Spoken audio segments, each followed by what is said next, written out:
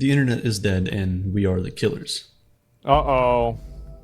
Truth doesn't really exist online anymore. Bots have swamped social media with misinformation, and the web pages we surf today are almost entirely generated by AI. Not to mention astroturfing. Even YouTube is flooded with channels completely run by AI with zero creative input from humans. You know what's really funny about that is I bet in the comment section for this video, there are bots that are copy-pasting real humans' comments complaining about bots. Every single day, less and less of the content we consume is created by humans, and what's even worse is that all of it is being recycled back into a system that we have very little control over, leaving the internet a shell of what it once was. Scrolling through social media has become an isolated, empty, and fruitless activity. But how exactly did we get here, and is it too late to revive it? I think people look to get more out of social media than what they should look to get out of it. I like social media, and I enjoy going on social media. It's not a problem to me. The internet started as a weapon of war. Not an explicit military war, but a technological battle during the Cold War between the United States and the Soviet Union. This pushed American researchers to develop a way of sharing data and programs through a global dispersed network beginning in the early 1960s. The earliest version of the internet created between two universities, the University of California and Stanford. Simple messages could be communicated between them, but it was nothing like what we have today. Throughout the 1970s, though, that network continued spreading via the use of phone lines. In 1983, there were only 500 computer hosts connected. Within 5 years, that reached 100,000, rolling out to increasingly more countries. Then, everything changed with the creation of the World Wide Web. The World Wide Web was a simple concept. It was a network of hypertext documents accessed with a program called a browser. A lot of people were like worried about this whenever it was coming out. Like, I remember back, like, whenever the internet was first, like, catching on, a lot of people were, like, really skeptical about it. And they're like, yeah, I don't know if this is really going to work. Like, why are people going to want to do that? Yeah, dial-up? Yeah, exactly. It's like AI now? Yeah, it is. Yeah, 1993. Yeah, I mean, like, growing up, I remember not having the internet, but, like, my mom was, like, very tech-savvy, and so I had the internet, like, super early on, because she worked online. The 1990s had moved from scientists and governments into the realm of public consumption. The birth of the internet was celebrated as a revolutionary force. With the free transfer and democracy of information, power could be put back in the hands of the people. The borders of regulation and nationalism would be transcended, creating a new age of society. And I think this, for the most part, has happened. I think that everybody talks about, like, extremism that's created online, but extremism, by definition, is very small in percentage. I think in general, the internet has been a massive positive force for the world. And it's made a lot of people's lives way better. Just because there's a few mentally ill teenagers on social media that hate their lives doesn't mean that a lot of other people don't get a tremendous amount of enrichment from the internet. You no longer needed a media or a political platform to air your views. Everyone could become their own publisher. Something that wasn't possible before. There was only one problem. Greed. As years turned to decades, the internet followed a familiar path, the same one almost every other important technological innovation did before and will keep doing. Dozens of internet service providers had emerged, but they slowly began merging into just a few big companies, leaving consumers with no real choice. Just like with radio a century earlier, thousands of different companies were slowly bought or priced out of the market. This was true for both the infrastructure and the web real estate. Yeah, this happened with social media now. 2001, when the dot-com bubble popped, the top 10 websites made up 31% of page views in the United States. And by 2006, that number climbed to 40% and then 75% in 2010. At the same time, iPhones and smart devices changed our relationship with the internet. Browsing the World Wide Web became less common as people shifted to semi-closed applications, and in 2010, these applications accounted for less than a quarter of internet traffic. It's actually kind of crazy to think about how big having smartphones was for the internet. Because, like, I know that, like, for my YouTube analytics, a lot of people watch on mobile. Like, it's not a majority of people, but it's, like, sometimes, like, 30%, 40% of people watch on mobile. It's massive. Today, it's 90%. Yeah. Keeping users inside the confines of applications made advertising more effective. Having created an entirely new ecosystem, Apple was on its way to becoming one of the biggest companies in the world thanks to this closed system. After the dot-com bubble popped, only 5 tech companies were able to survive and thrive: Google, Amazon, Apple, Facebook, and Microsoft. The big 5 are now virtually impossible to avoid on the internet, whether through advertising, e-commerce, or the cloud computing hosts that websites depend on. That's actually one thing that people don't talk about, because it's not really it's more of a business to business thing. But if you look at Microsoft's revenue, or you look at Amazon's revenue, it's their web hosting services. Like AWS, like, so for example, Amazon will never ban Kik, because that would mean that Amazon could defund or like stop providing service to a competitor. Amazon would rather lose Twitch entirely than lose AWS. That's why they will never stop providing service to Kik. They kind of have to. Dominance has permanently changed our society, and as these industry giants compete in a technological arms race for the next big weapon to sell consumers, that being artificial intelligence, the last vestiges of a utopian internet could be lost: connection and truth.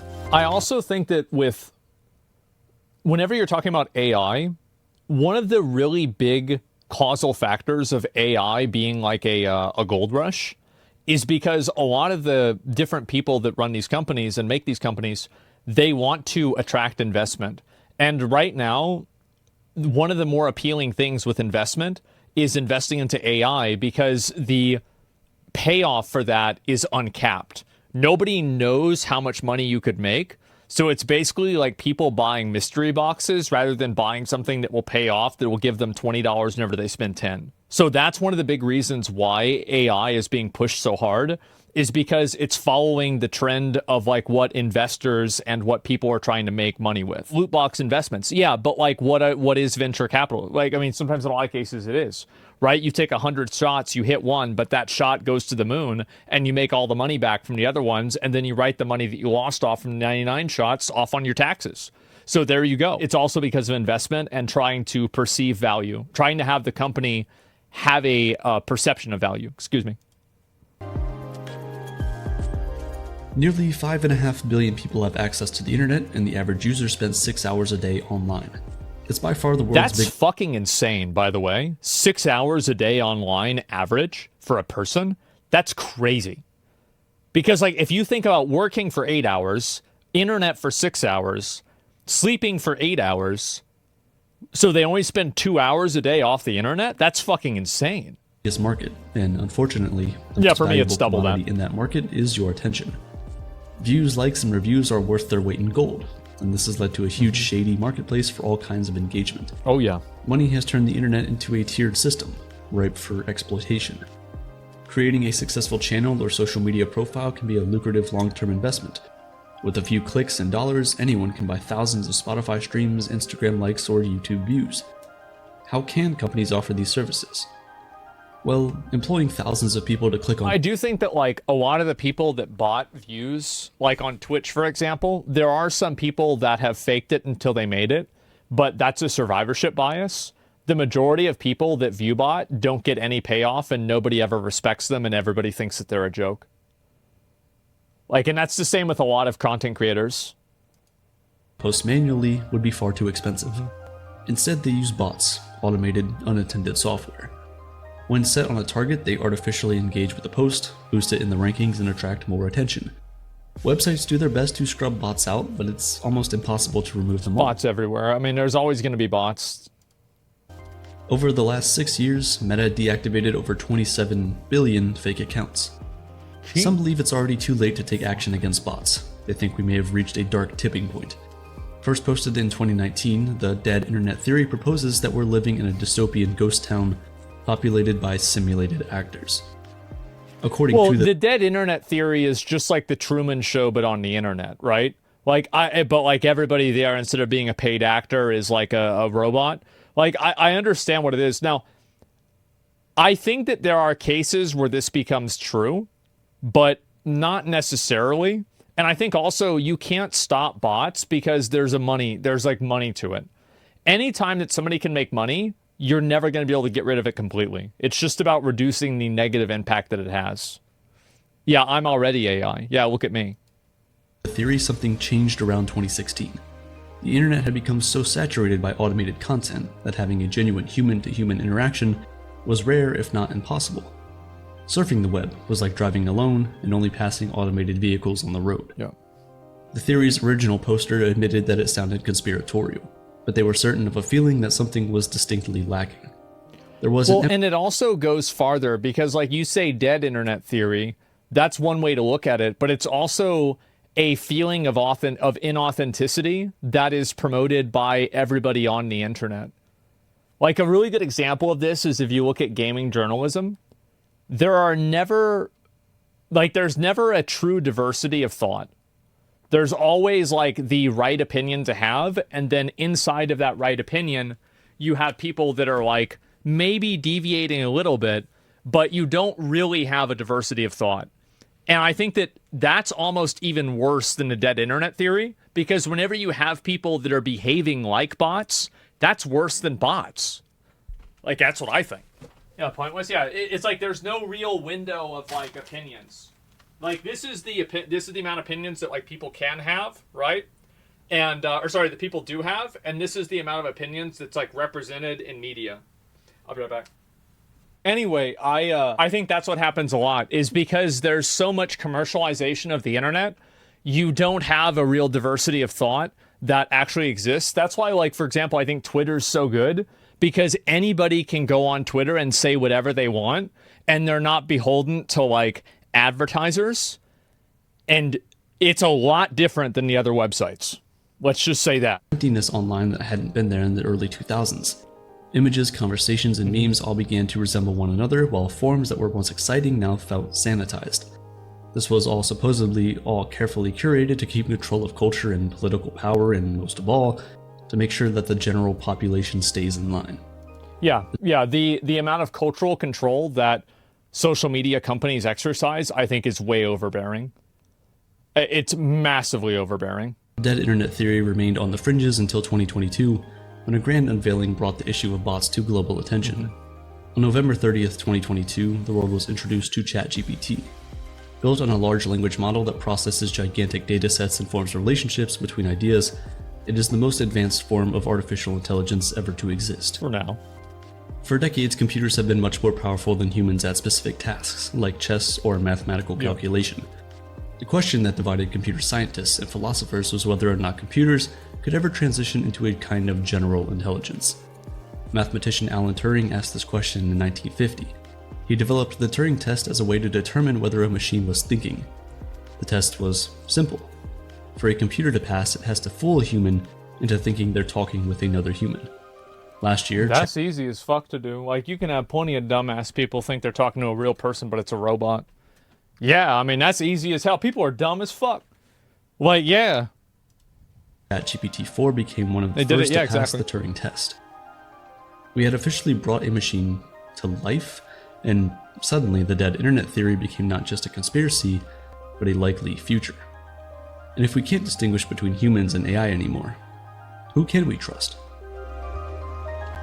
That's a good thing, by the way. I think that there is a huge issue on the internet with people reading things or hearing things that they already agree with and then just going with it. Like this whole idea that like, oh yeah, like, well, what happened? What if you can't trust what you're reading?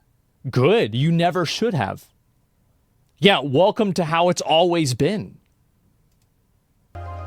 Consider this. 49.6% of all internet traffic in 2023 came from bots. Even more daunting is that things are likely to get much worse.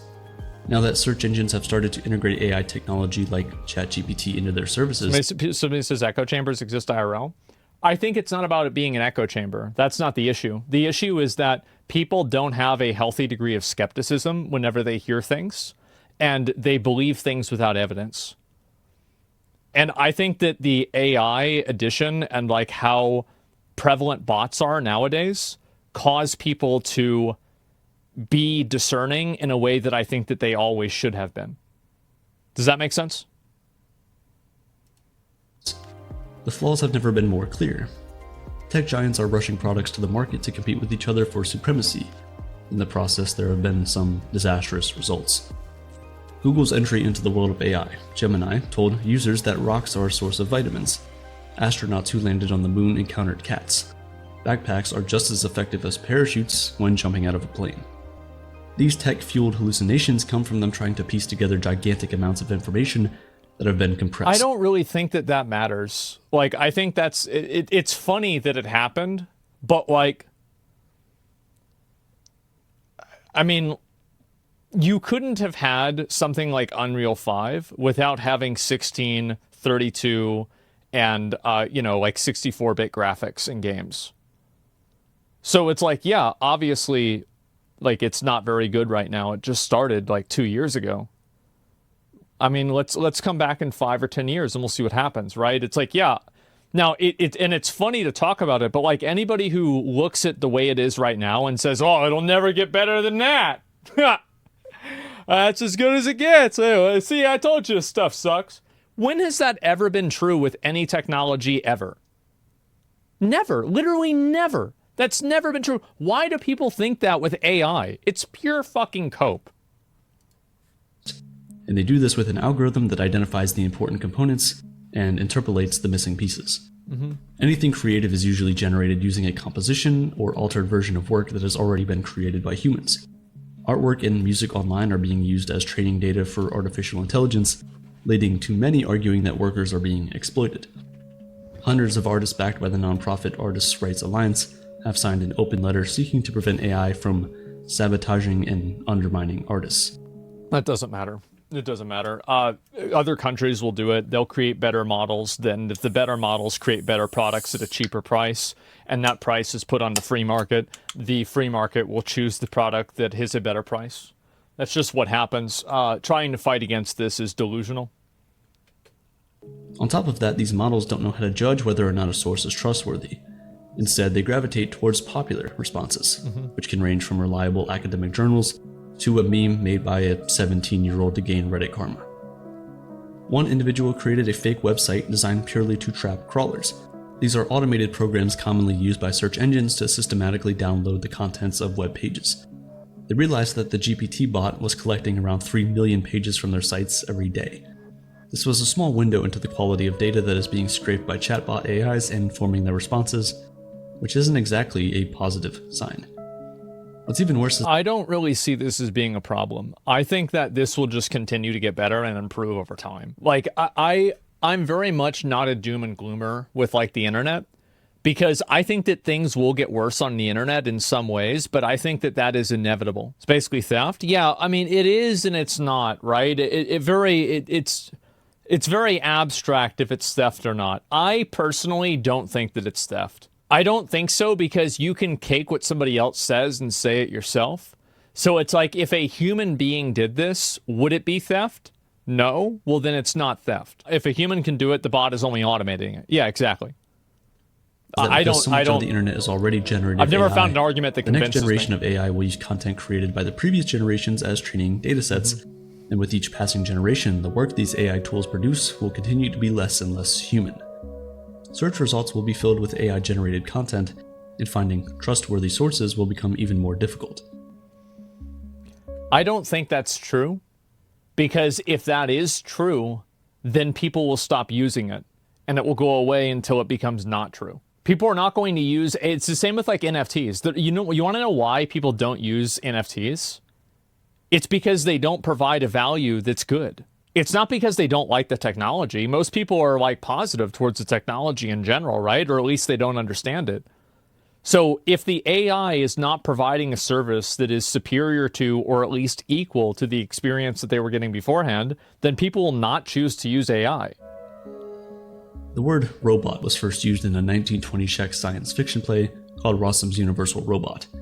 It comes from the Czech word robota, which loosely translates to slave.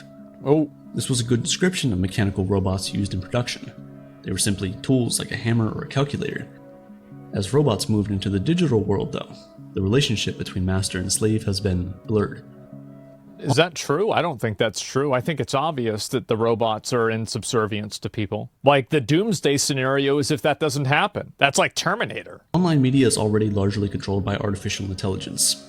Powerful automated programs determine whether content succeeds or fails. Advertisers pay millions for professionals to crack the code of mysterious algorithms. Because they're constantly changing, these programs essentially create a secretive inner functionality process not even known to those who design it. Left at the mercy of pattern recognizing supercomputers, our behavior has been shaped around them. Social media sites have shifted from authentic social engagement to prioritizing consumption-driven models. As long as they That's actually true. Yeah, the way that the algorithms work is probably an issue. Because I think that social media algorithms, like, it's very hard for me to say whether it should be illegal or not, and I think that it probably shouldn't be. It's just very bad that it's happening. But, like, a lot of social media algorithms, I think, are just programmed to make you mad or make you horny. Like, they're not programmed to, like, be accurate. They're not programmed to be beneficial. They're not made to enrich your life. It's just one of those two things. Keep you online, it's good for business. Often both, yeah, like OnlyFans rage videos, exactly. While there, algorithms process unimaginably large datasets to create profiles of you as a consumer, categorizing your online behavior to create personalized ads. All it takes is a single click to fill your feed with a certain subject, pulling you in to consume more. The system rewards copycats and imitators who observe successful content, and they have no choice. To survive, online creators, influencers, and marketers must constantly seek the algorithm's approval. In the end, even the humans who create are forced to create generic, unoriginal content. I don't think that this is particularly an issue. And the reason why I don't think that it's an issue is because those gatekeepers used to be human beings and people that worked at recording studios, people that worked at movie studios, and people that worked at newspapers. And now, whenever the person is beholden to a machine, do I truly think that a machine is less virtuous than a person? To be honest with you, the answer is no. I don't think so. And in fact, I think the opposite in most cases. I think that people can be worse than the machines. And there's a reason people are complaining about the Mr. Beast. And there's a reason too why we're in this position. We are in this position that we're in now as a direct reaction to people acting as gatekeepers and being too controlling, to being gatekeepers to information and gatekeepers to journalism. That's the reason why we're here. Of YouTube. But who can you blame? When a creator feels like the only way they can succeed is to appease the almighty algorithm and they see how well Jimmy Donaldson does that, why shouldn't they copy him? As Friedrich Nietzsche argued... Well, that's not even a question, right? There's a lot of people that aren't making Mr. Beast videos. If anybody's actually, like, unironically complaining, oh, there's so many Mr. Beast videos on the internet. This is like people that are complaining about there's no new games that come out. All of the games now are bad. What do you mean by that? You mean 3 games? You mean there are 3 games? Yeah, exactly. It's ridiculous. People tend to follow the herd for protection, afraid to show authenticity and confront truth. With this comes nihilism, where the herd drifts aimlessly without meaning or certainty. That is reflected in the algorithm. The content we consume and perpetuate leaves us in an infinite cycle of emptiness. Our aesthetics and values are now curated. I really think that it's unfair that people blame the internet for their own mental problems. I do. I think that there are always going to be things in society that people can abuse to make their own lives worse. I hate how people try to be like, oh, it's the internet that's making me depressed. Like, no, you're making yourself depressed by using the internet. Stop fucking doing it. It's so easy. And so, like, for me, I've never had this, like, weird issue. What about kids? They shouldn't be on the internet in general. Like, a kid shouldn't be able to make profiles on social media accounts. And parents should be accountable for keeping their kids off the internet in ways that are unsafe. I don't want to see everything on the internet sanitized because a 13-year-old might see it. I think parents need to do a better job parenting. That's like saying a bunch of things, oh, you can't have R-rated movies because there might be a kid that sees the movie. That's fucking stupid. No, just be a better parent and don't expect the world to baby-proof everything in the world because of you being lazy. It's crazy. Created by non-human forces. So is our culture still ours? How old should it be, though? Are humans the ones giving the orders, legal or age has of consent. Technology become our master? The commercialization of the internet, the concentration of a handful. Technology is not the master, and it's not the person either. The master is what people want to do in order to make money. If you took making money out of the equation, like assume that everybody in life, there was never a sense of scarcity of resources ever again, a lot of these problems would go away. Most of these problems are derived from scarcity of resources. It's not because of the internet or not the internet. It's totally like the internet is just a way it manifests itself. The companies and the creation of a quick but dangerously inaccurate generative tool have given us a technology that is manipulating our deepest weaknesses. The emergence of bot armies offers a shortcut for business development. AI offers a shortcut to creativity. I don't think this is anything that's unique with the internet. For example, movies and TV shows and music also tends to and tries to exploit human feelings and human behavior. This is normal. There's nothing wrong with that. It's not a bad thing. I think that a lot of people, they look at the internet as some kind of like unique evil. I completely disagree. I think that people made these same arguments about television, TV, movies, and film, and probably even radio. Do you think the issue of scarcity will never go away? I think it will go away because people will eventually transition to a world where the majority of their existence is done virtually, and it's done online. And inside of an online world, scarcity is totally it's not real, right? You can infinitely copy, like, you can copy a JPEG 5 million times, right? It doesn't really matter. So that's what will happen in like the distant future. But until we get there, then yeah, obviously scarcity will be a really big issue. TV did turn out to be evil. It made a whole generation of retards, boomers. Yeah, but I guarantee you that the people before the boomers were also retards. So TV didn't actually see, this is the problem that people have, is that they think, and like I see people in my chat do this all the time. They're like, we're the smart ones, kids are the dumb ones. No, we're not. No, they're not. They're just as stupid as we were. They might be stupid about something different, but they're still stupid. It's not like this is anything that's fundamentally different. Everybody always, it's like, there's like fucking text of Socrates complaining that the younger generation is lazy and stupid. This has been going on since the beginning of time. Quality content production. Powerful algorithms have fueled our addiction to short-form content. Has the internet become a carefully constructed reality we've all been presented with? Not to the extent that the dead internet theory describes, but as artificial intelligence spreads through the internet, our sense of reality is being seriously shaken. It's a wake-up call to change course before it's too late. To keep the internet alive, we need the courage to break away from the herd, acknowledge that the current systems aren't working, and that humanity is more important than profit. If you like the videos we make and would love to support us to make bigger and better projects, we just updated the Patreon. Everyone who joins will get free access to our updated Discord server, where you can connect with the Aperture community. Patrons can choose from different tiers with perks like discounts on all the merch we have and will create in the future, private Discord channels for voting power on video topics and idea pitching, shoutouts in video descriptions, and more perks to come that will be decided by you guys, the patrons. If you don't have the means, then please don't feel obligated in any way. Subscribing and watching the videos is more than enough support. But if you do have the means and want to support, then Patreon is the best way to do so. The link is in the description. Thanks for watching. I think that this is actually a very good thing.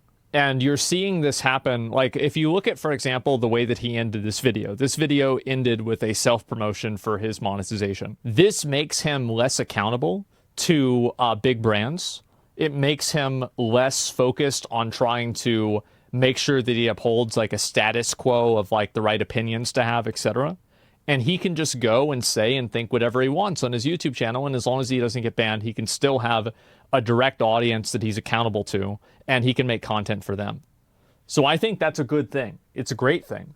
And overall, I think the internet has been a massive positive for humanity.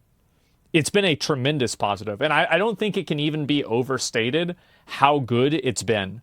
And I think that it's outrageous that we look at the most mentally ill, weirdest people in society, and we say, let's base everything off of them, and let's talk about how are they happy and how are they not happy. I don't care about them. Fuck them. Like, if they want to ruin their life over getting mad about a video game or getting mad about, like, some, like, fringe political issue on the internet, fuck them. Who cares? Like, you want to be a crazy, stupid idiot, go ahead. I think that's fine, but a lot of other people get a lot out of the internet, and it makes their life better. So, that's mega people are weird. Yeah, exactly. Like, there's always yet to be seen. We're not at the end yet under the global system. The internet's on the level of the printing press. Yeah, I would say it is, actually. And I think that it's been great. Like, the internet has been a tremendously positive influence on the world. Like, a massively positive influence. And I think that if you look at social media and, like, the negative effects of social media, and then you try to, like, compare it to this, it's just not there. Like, social media is only one part of the internet. Like, for example, Amazon, being able to order things online and have them delivered directly to my house, that is massive. That's so good. People pillaged and raped and killed other people before any technology. Tech isn't evil. Humans are. Yeah, exactly. I mean, like, my perspective is that if I go and I'm thinking about, like, do I want to play the game or do I want to do something on social media or anything, and I'm getting mad about it, I think to myself, am I making a good decision by letting a video game dictate my emotional state? Letting a post on social media dictate my emotional state? And I see these people on social media nowadays, and you know what it reminds me of? It reminds me of the Hollows in Dark Souls 1. You know, that are in, like, the fucking undead asylum, and they're just, like, beating against the walls, and their eyes are rotten out, and they're skinny, and they're just fucking disgusting. That's what it reminds me of. That is the social media user. And, like, I don't feel any bit of sympathy to them. Because, in my opinion, if you do something that makes your own life worse, rip bozo. There you go. And I think that if you look at history, there have been so many examples of people making their own life worse by just being stupid. And people can be victims of their own stupidity. And that's not something that technology has ownership of. It's what those people have ownership of. Cloud gaming is new. Yeah, but we'll eventually have cloud gaming and have it be good. But it'll take a while for it to actually be, like, super good. Aren't the average social media users just bots? No, I think that, and this is one thing, is, like, I know people, like, in real life, and I look at their social media profile, and they made a post in 2021 about going fishing, and then before that, they would sometimes respond to, like, a college basketball account talking about, like, which game they thought was going to win, or which team they thought was going to win. Like, that's it. It's not like this weird social fucking dynamic that you hear about all the time on the internet. It's just normal people that are just on the internet using it normally. But you never see those people because they're not interesting. They're not loud. But go and look at, like, any of these, like, ESPN accounts, and then, like, look at those profiles. All these people are doing is talking about sports. It's totally fine. The average person isn't online a whole lot. Well, apparently it says that they are. Is it because of the internet or because they're just more visible now? I think it's because they're more visible. I am a big fan of the internet. I like this video. I think it brings up a lot of good points, but I think the internet is great, and I am very glad that we have it. And I've enjoyed the internet my whole life, and I think that my life has been better because of the internet. And I think that if your life is worse because of the internet, it's not the internet's fault, it's your fault. That's what I believe. The ability to spread information freely is one of humanity's great achievements. It is. Absolutely.